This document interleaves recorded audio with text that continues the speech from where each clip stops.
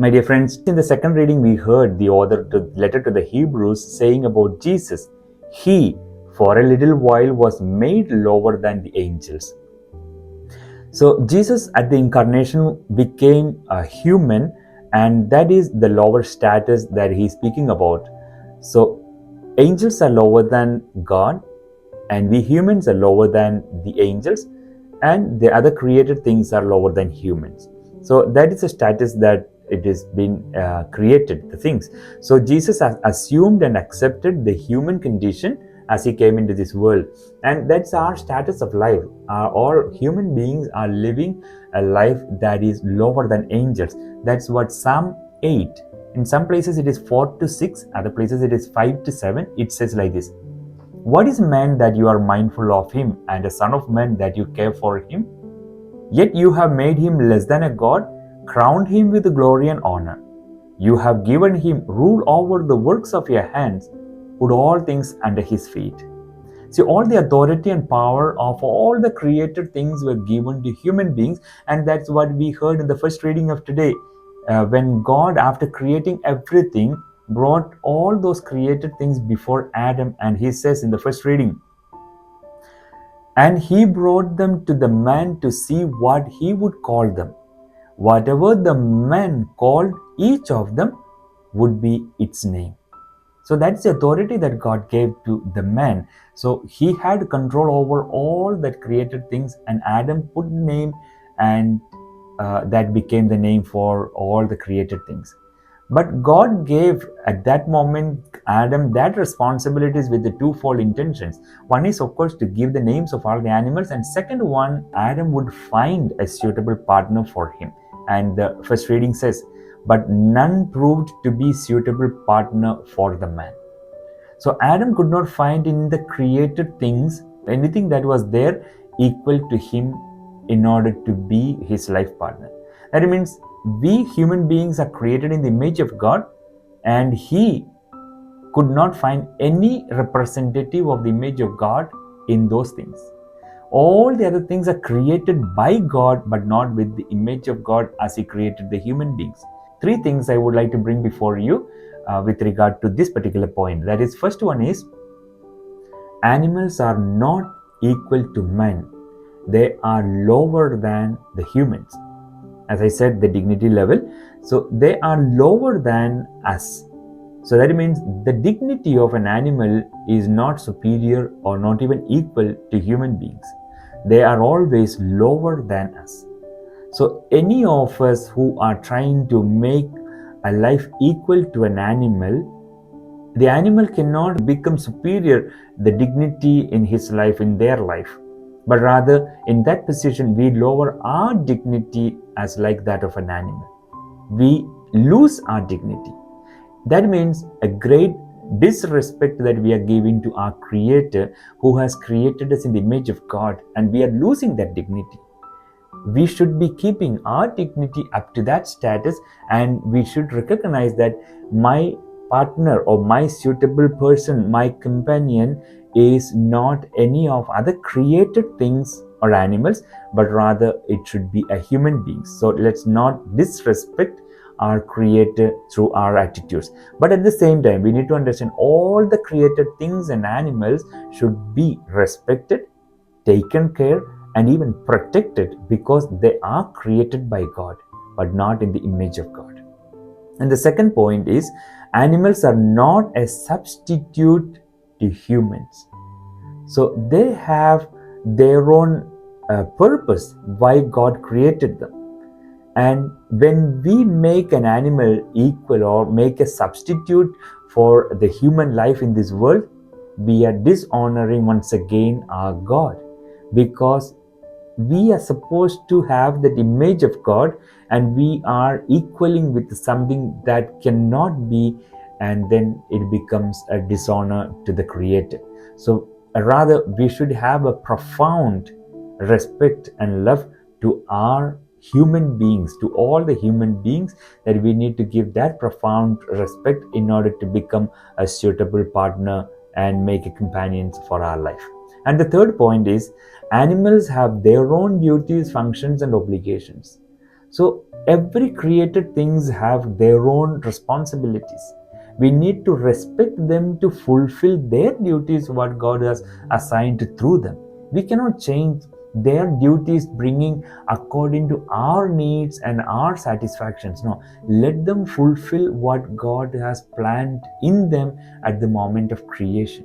And each one has to be respected and given the authority and right thing to fulfill. That's why we have human beings, we have our reasons to act upon, to give that part to each of the created things, and those animals live upon instinct. So that means they don't have that reason, that abilities to judge as we judge. So that's why Adam could not find any suitable partner among those animals. And when he found what God created out of him, and he responds in such a way, saying, "This one at last is bone of my bones and flesh of my flesh." So, in other words, Adam, with his capacity to reason and judge with intelligence, took the courage to say that I have no life partner in any of other created things, but this a human beings who brings the image of God is my life partner. Now I can say that I have a companion, I have a partner, I have a help in my life. So he recognized that image of God and gave that due respect to God who created him. And that brings to examine our day-to-day lives in this world. As I mentioned, a profound respect to the human beings because we find image of God in the other person. How do we begin that process of the respect and life in the human life? It begins with the couples. The couples who joins together should see that profound relationship of image of God in each other. And when they live in that purity of understanding and thought, that image of God in one another, that extends to the family. And from the family, it extends to the community, to the society, to the nation, and to the world. So we become an instrument as a couple. We become an instrument in bringing that element and respect of God and honoring God through the intention that God has created us.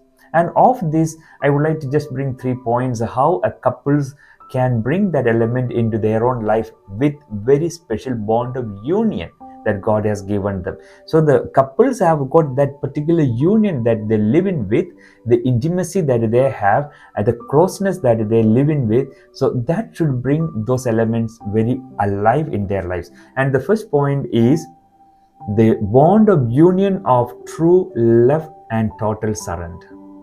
So there should be an understanding of a true love. It's not a passionate love, but a true love that God speaks of, and a total surrender to one another. When you realize that you give yourself into the hand of the other, your life partner, you realize that you depend on that person. So that person becomes so close to you. That person becomes part of your life. And that's what God expects from a partner. So that's why that bond of union of coming together, as Jesus says, therefore, what God has joined together, no human beings must separate. So that bond of union has to be lived together in love and also in total surrender. And the second point is of total respect and a complete comprehension.